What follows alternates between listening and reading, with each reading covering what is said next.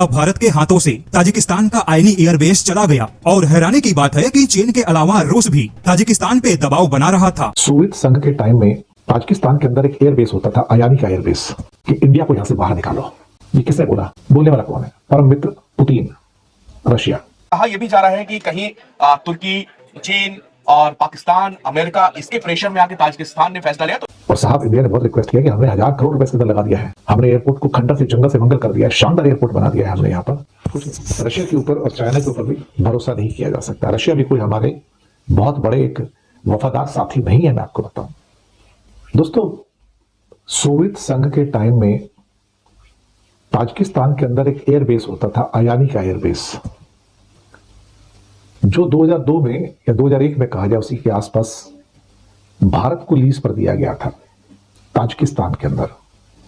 Tajikistan एक time में Soviet संघ का हिस्सा था और बाद में सेंट्रल एशियन रिपब्लिक, अभी भी रशिया की कंट्रोल ये एक्चुअली देखा जाए तो उनके ऊपर।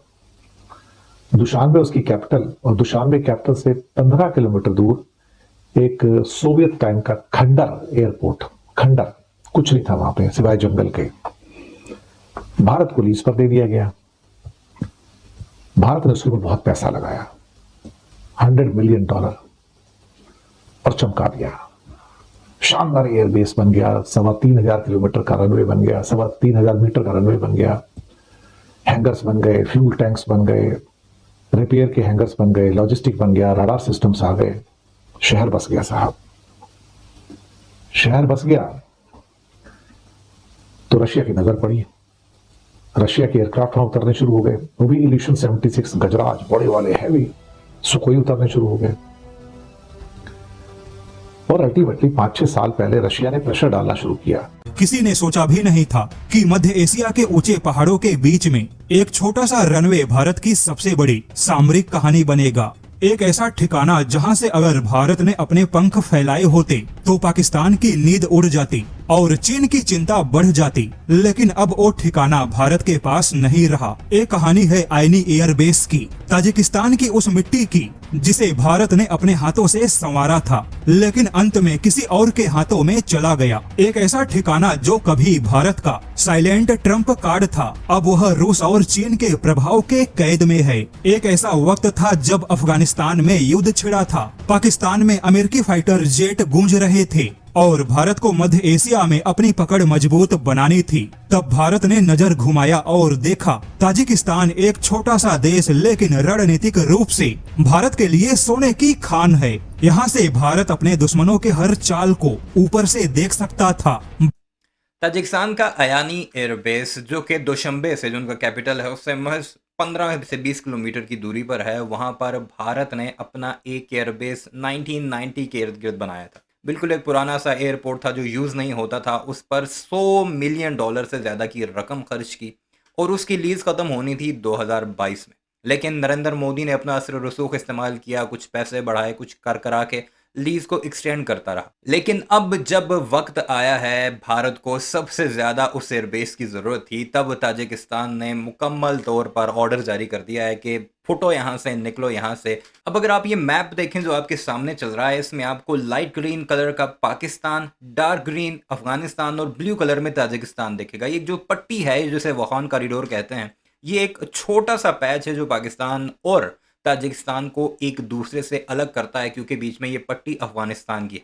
अब यहाँ पर जो मोस्टली पॉपुलेशन है वो भी ताजिक्स की है। अब अफगानियों ने, नमक हरामों ने एक चाल चली, उसने दुशांबे का जो भारतीय एयरबेस था उसे यूज करना था अगेंस्ट पाकिस्तान, अगले कॉन्फ्लिक्ट में जो पाकिस्तान और अफगानिस्तान का होना, और भारतीयों ने इसे यूज करके उन्हें लॉजिस्टिक्स पहुंचाने थे, जिनमें मिसाइल्स थे, जिनमें दूसरे इक्विपमेंट्स थे, कुछ छोटे मोटे ड्रोन्स की भी बात चल रही थी कि इसी इंडियन एयरबेस को यूज़ किया जाएगा अगेंस्ट पाकिस्तान, तालिबान को, अफगानियों को, नमक हरामों को मुख्तलिफ किस्म के इक्विपमेंट्स प्रोवाइड करने के लिए, ताकि वो पाकिस्तान को ज़्यादा से ज़्यादा नुकसान पहुंचा सके।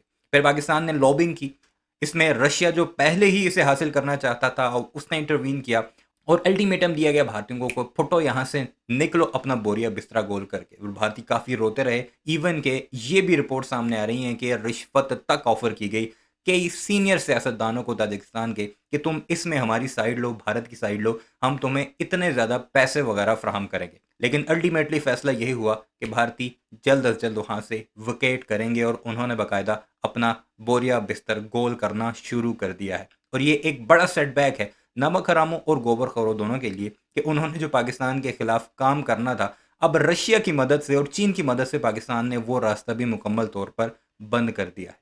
तो सुनते जाइए और एंजॉय करते जाइए। कि एक निगाह में चीन और पाकिस्तान दोनों दिखाई देते, लेकिन अब कुछ मीडिया रिपोर्ट के मुताबिक यह दावा किया गया कि ताजिकिस्तान ने 2021 में भारत को सूचित किया था कि वह आयनी एयरबेस के लीज की अवधि को आगे नहीं बढ़ाएगा और 2022 में लीज की अवधि समाप्त हो गई। एक दिन पहले ही एक रिपोर्ट आई कि भारतीय सेना ने ताजिकिस्तान के एक रणनीतिक एयरबेस पर अपनी मौजूदगी खत्म कर दी है। भारत ने इस एयरबेस का इस्तेमाल 1990 के दशक में अफगानिस्तान में नॉर्दर्न अलायंस का समर्थन करने के लिए किया था। भारत ने उस वक्त इसी एयरबेस के जरिए नॉर्दर्न अलायंस के प्रमुख और पंचशीर के शेर के नाम से मशहूर अहमद शाह मसूद की जान बचाई थी। रिपोर्ट के मुताबिक भारत ने कजाकिस्तान के इस एयरबेस से अपने सैनिकों और उपकरणों को वापस बुला लिया था, लेकिन इसका खुलासा हाल ही में हुआ है। हालांकि भारत सरकार की ओर से इस मुद्दे पर अभी तक कोई भी आधिकारिक प्रतिक्रिया नहीं दी गई। वहाँ के लिए मतलब भारत ने उस इलाके में अपना एक मिलिट्री बेस बनाया था। ये इसलिए भी जरूरी था कि एक तरफ पाकिस्तान, दूसरी तरफ खाड़ी के देश और इस तरह की चीज़ें थी। तो भारत ने 1990 के दशक में जब अफगानिस्तान गृह युद्ध की आग में झुलस रहा था, तो उस टाइम पर उसने ये चीज़ें रखी।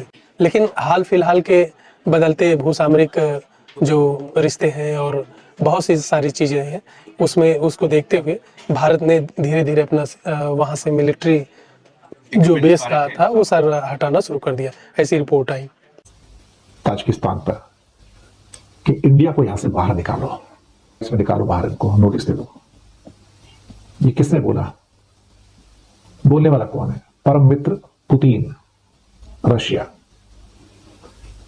और साहब इंडिया ने बहुत रिक्वेस्ट किया कि हमने 1000 करोड़ रुपए इसके अंदर लगा दिया है, हमने एयरपोर्ट को खंडर से जंगल से मंगल कर दिया है, शानदार एयरपोर्ट बना दिया है हमने। यहाँ पर बड़े बड़े प्लेन उतर सकते हैं, यहाँ पर हैंगर्स हैं, यहाँ पर फ्यूल टैंक्स हैं, यहाँ पर रनवे है, यहाँ पर लॉजिस्टिक्स है, यहाँ पर रडार सिस्टम्स हैं। कुछ नहीं जी, निकाल दो इंडिया को यहां से बाहर। अब साहब सवाल ये पैदा होता है कि रशिया ने बोला और साथ में चाइना भी आ गया, कहता है मेरा भी 470 किलोमीटर का बॉर्डर है ताजिकिस्तान के साथ में, और ताजिकिस्तान का बॉर्डर पाकिस्तान के साथ में भी, अफगानिस्तान के साथ में भी है। इंडिया ने 2001 में तालिबान से यानी कि अफगानिस्तान से लोगों को रेस्क्यू किया था, तो वहां से ताजिकिस्तान ले जाके इसी एयरबेस से एयरलिफ्ट किया गया था जब इंडिया ने इसको तैयार कर लिया था तभी। और ये दुशानबे जो उनकी कैपिटल उससे 15 किलोमीटर दूर है, वेस्ट में है। और एक कोल्ड वार इरा का जंगल, बिल्कुल यहाँ पर कुछ नहीं था साहब।